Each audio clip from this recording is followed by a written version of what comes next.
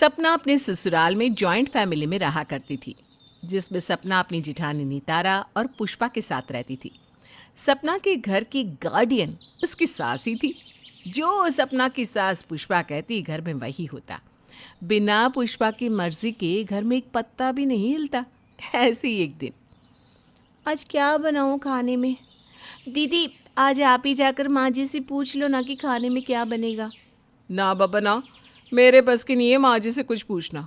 और अगर आज तुम्हारा कुछ अच्छा खाने का दिल कर रहा है ना, तो अपनी जेब से पैसे निकालो और बाहर से मंगवा कर खा लो। नितारा अपनी सास से बहुत ज़्यादा डरती थी और इसी डर से वो अपनी सास के सामने जाती ही नहीं थी, जिस वजह से हमेशा सपना को ही अपनी सास का सामना करना पड़ता और उसके गुस्से को भी झेलना पड़ता। दीदी तो ऐसे पल्ला झाड़ती है जैसे उन्हें ही माँ जी से डर लगता है। अब मुझे ही जाना पड़ेगा। सपना आज कुछ अच्छा बनाना चाहती थी, पर वो जानती थी कि हमेशा की तरह आज भी पुष्पा उसे दाल ही बनाने को कहेगी। इसलिए डरती हुई सपना अपनी सास के पास जाती है। माँ जी, शाम हो चुकी है, रात के खाने में क्या बनाऊं? बहू, जो तेरा दिल करे तू वो बना। मैंने घर में अनाज की कमी थोड़ी ना रखी है। अच्छा सुन, अब तो इतना पूछ रही है ना, तो एक काम कर, दाल रोटी बना ले। पर माँ जी, आज दिन में भी दाल बनी थी और कल रात को भी दाल ही बनी थी। बार बार दाल खाना अच्छा नहीं लगता। अच्छा नहीं लगता तो अपनी जेब से पैसे निकालो और थमाओ मेरे हाथों में। घर ऐसा नहीं चलता, आगे पीछे हर चीज देख कर चलनी पड़ती है। और तुझे तो पता ही है सब चीज कितनी महंगी होती जा रही है। अपनी सास की बात सुनकर सपना का मुंह बन जाता है, पर सपना के अंदर इतनी हिम्मत नहीं थी कि वो अपनी सास को कुछ कह पाए। अब सपना गुस्से में रसोई घर में चली जाती है और दाल रोटी बनाने की तैयारी करने लगती है। सपना का गुस्सा देखकर नितारा उससे कहती है, क्या हुआ देवरानी जी, इतने गुस्से में क्यों हो आज? दीदी, मैं तो हमेशा ही गुस्से में रहती हूँ, पर अफसोस मेरा गुस्सा कभी किसी पर निकल नहीं पाता, क्योंकि मैं खुद घर में सबसे छोटी जू हूँ। अरे अरे अरे, बात क्या हुई? होना क्या है, दिख नहीं रहा, आज भी खाने में दाल बन रही है। सपना का ऐसा मुंह बना देखकर नितारा को बहुत हंसी आती है और वो वहाँ से चली जाती है। अब इसी तरह से कुछ दिन बीत जाते हैं और दिन रात घर में हर समय दाल ही बनती रहती। अब पुष्पा के दोनों बेटे रवि और नीरज भी ऑफिस में दाल ले जाकर बोर हो चुके थे।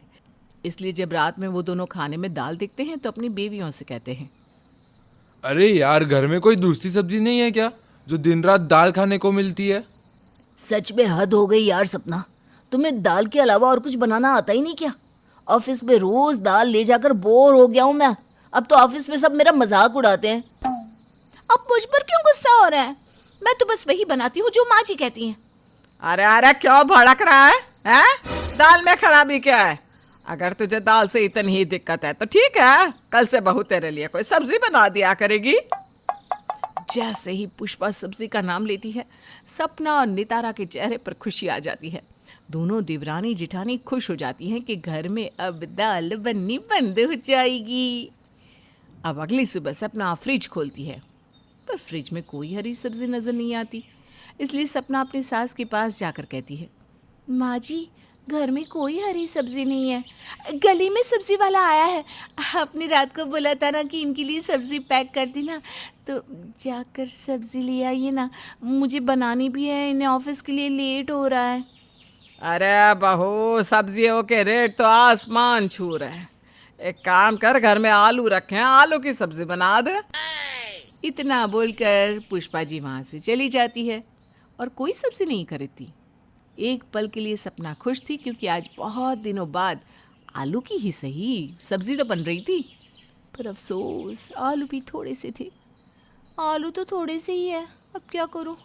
इतने आलू की सब्जी से तो सिर्फ जेठ जी और नीरज जी का लंच ही पैक हो पाएगा।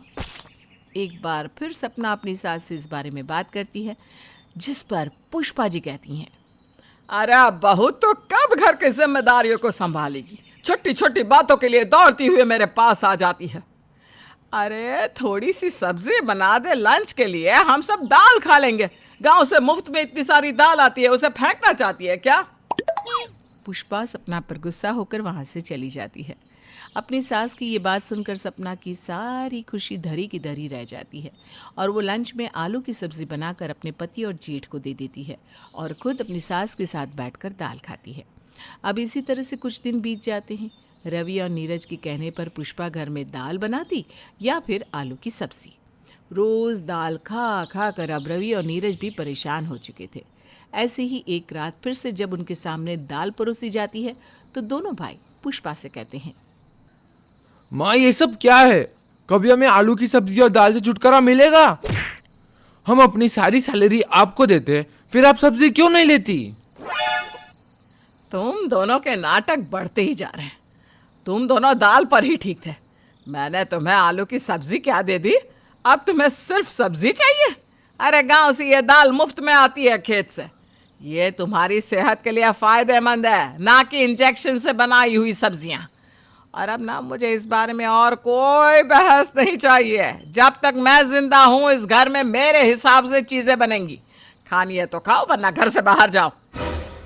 पुष्पा किसी की नहीं सुनती और सिर्फ अपनी चलाती है, जिस वजह से नीरज और रवि बहुत परेशान हो जाते हैं और वो दोनों घर का खाना छोड़कर बाहर से खाना शुरू कर देते हैं। पर बेचारी घर की बहू है, वो तो अब भी दाल पर जिंदा थी। ऐसे ही एक दिन सपना नीरज से कहती है, कभी मेरे बारे में तो सोच लीजिए। आप तो बाहर से खाकर आते हैं, पर मुझे तो दिन रात दाल खानी पड़ती है। कभी मुझे भी अपने साथ बाहर ले जाया करो। चुपके से मेरे लिए बाहर का खाना ले आया करो, ताकि मैं भी कभी कोई सब्जी टेस्ट कर सकूं। जमाना हो गया है सब्जी खाए। बस इतनी सी बात, कल से तुम थोड़ा कम खाना बनाना। मैं तुम्हारे लिए बाहर से ही खाना ले आया करूँगा। अब तो खुश हो ना? हाँ, बहुत खुश हूँ अब मैं। कोई तो है इस घर में जो मेरी फिक्र करता है। आप ना बस मेरे लिए बाहर से सब्जी ले आना, मैं घर की रोटी के साथ ही खा लिया करूँगी। फाइनली मुझे घर की दाल रोटी से छुटकारा तो मिलेगा। पर मुझे ना अब बेचारी नितारा दीदी के लिए बुरा लग रहा है। वो तो अब भी माँ जी के साथ वही घिसी पिटी दाल रोटी खाएंगी। अब क्या था, बाहर के खाने का नाम सुनकर सपना के चेहरे पर मुस्कान आ जाती है और वो अगले दिन से अपने हिस्से का खाना बनाना बंद कर देती है। और रात को जब नीरज बाहर से खाना लेकर आता है तो अपनी सास से छुपकर वो बाहर का खाना खाती। पर अब भी बेचारी नितारा अपनी सास के साथ वही दाल रोटी खाओ, प्रभु के गुण गाओ।